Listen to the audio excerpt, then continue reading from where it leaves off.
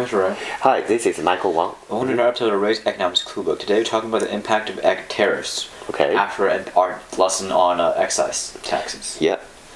And so if we look at free trade, right? So we look at a standard ADS model or standard demand-supply model just for one market this time. And for the one market, we have for instance steel, right? Yeah. We have domestic supply and domestic demand. And so an equilibrium in a domestic market originally is at this point. However, in free trade, if our world price, which is the overall price you can get from the international markets, other countries, foreign producers, is lower than the equilibrium domestic price, then we have a new type of market going on. Because we have our world price now right here. Yeah, right here. And that's lower than our original equilibrium price right here. Which means that we have now a condition in which this is almost like a price ceiling. We have a shortage, right? Yes. Where we have basically we only have 20 units right here of domestic producers who could sell at this lower price because there's not that many producers who are this efficient at this lower price. However, we have more consumers because of the lower price now. There's more demand. Sure. And so we only have 20 units, 20 tons basically of steel that can be covered under the domestic markets in this new world price of $2 compared to the original equilibrium price. However, our domestic demand is increased to 100, and so we have a shortage of 80 in the domestic markets. Yeah. And this shortage is turned into imports because the imports from foreign markets that can cover at $2 per ton of steel are now imported into the United States to meet domestic demand. Sure, that's kind of could be from China, could be from Japan, or maybe from Mexico. You name it, right? So, based on this discussion, it's pretty simple graph so that we can calculate the consumer surplus. Yes, and so consumer surplus in this new world price market right here, it originally was just at this point. Yeah. So that triangle right there. However, now because all of this is consumer surplus, because we see here all this is now consumer surplus. Sure, because the price is $2. Yes. And so it increases. There's more demand, so that's met through either import or through domestic markets, and so the number of consumers are increasing. Their own consumer surplus increases. We see here the overall consumer surplus, the base is 100.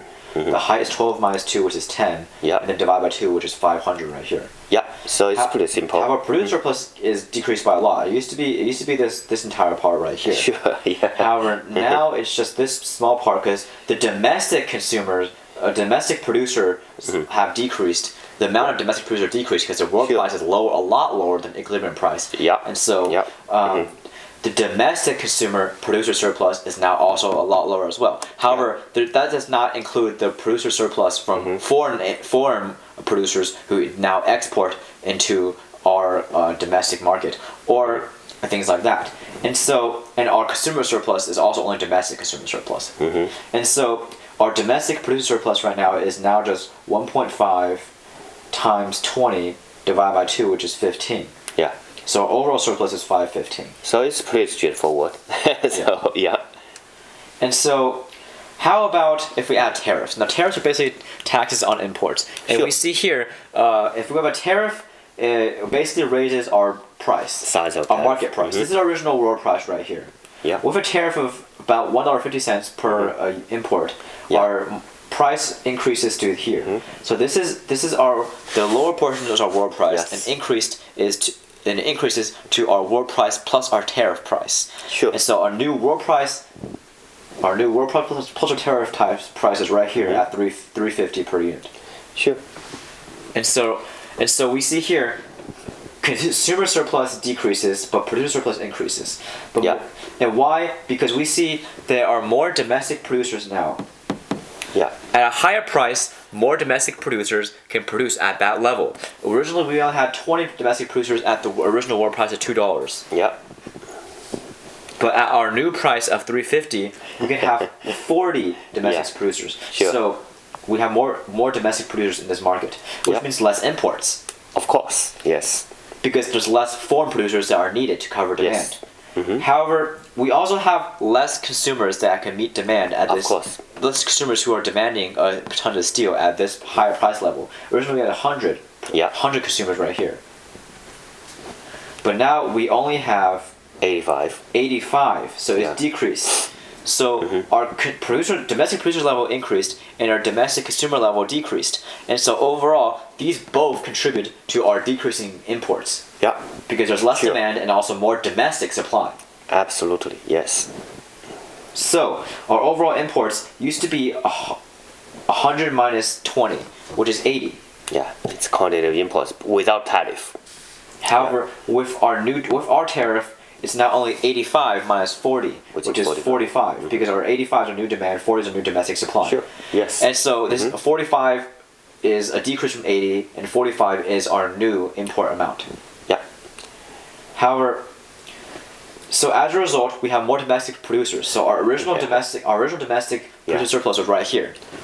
Yeah. However, now it's right here. It's increased. Yeah. The base is 40 and the height is 3. And so 40 times 3 divided by 2, producer surplus is now 60. Yeah. It's actually this blue triangle named A. Yeah. Okay. And so our original consumer surplus was right here. Yeah, it's much bigger. But now it's just this portion. Yeah. Which is 85 times 8.5 divided by 2, which is 361.25, Sure. which is decreased from the original amount without the tariff. Sure. And so now we see overall total surplus is also decreased. Yeah, when we say total surplus, it's a domestic consumer surplus plus the domestic producer surplus. Yes. Okay. So Why? Two reasons: tax and deadweight loss. Sure. Now, government Uncle Sam comes in and captures some of our surplus as tax. Yeah. So this is our tax revenue. Taxes are tax revenue from our tariff. Our tariffs are per unit. Yeah. So our vertical axis is 1.5. Which is the size of tariff per ton. Yeah. However, we have times the amount of imports we have, which is now just 45. Exactly. So 45 times our tariff per import, which is 1.5, and this is our tax, 67.5. This rectangle right here is our tariff revenue. And finally, we have deadweight loss or societal loss. These two triangles used to be part of our consumer surplus. Exactly. However, because of our tariff, this part of surplus, this part of the market basically is now gone. It's eliminated. And it's not even collected as tax. It's just gone. Yeah.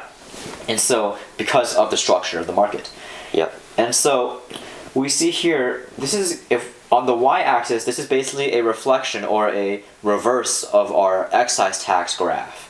Where we have tax revenue here on the outside, and we have our societal loss as these two small triangles that build up into quite a significant loss. Yeah. And we have our consumer surplus here and our producer surplus here. So we have our four factors as the same as the excise tax market. Tax revenue or tariff revenue, deadweight loss or societal loss, producer surplus, and consumer surplus. Yeah. So finally, we can see actually the graphic is really important. Okay? Yes. As long as you can use these graphs, and it's very easy to remember how those landscape become changed. So because of tariff, and actually government tariff distort economic surplus and distributions, just like exercise tax, and the deadweight loss and the administration costs apparently further dry up the consumer surplus, right?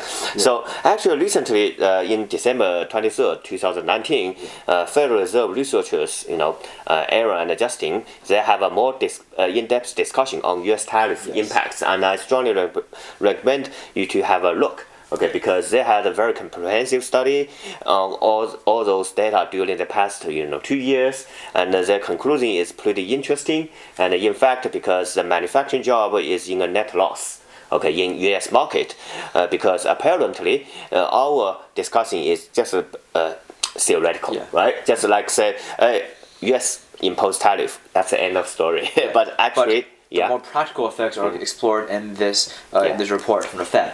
And we mentioned in 2018, under our current administration, we have a lot of tariffs. And the tariffs, we have learned, may cause some market inefficiency due to deadweight loss. However, as Michael mentioned, they also cause some unemployment, input costs are rising because obviously here prices are rising. Things like that. A lot of different complicated issues surrounding tariffs that are very well summarized by the Fed. For example, retaliations from other countries, right? That also hit the U.S. exports. So overall, the tariff actually reduce the worldwide surplus, not just the U.S. market. Yes. All right. Because foreign producer surplus is also decreased. Oh, yeah, Foreign sure. producer Yeah. surplus decreases Yeah. because there are less imports It's in our market. It's a net loss. Exports for them are decreased. So if you guys have time, I strongly recommend you guys to read this paper. It's pretty interesting, and I think it's very insightful. Yeah. Okay, see you next time. Bye bye.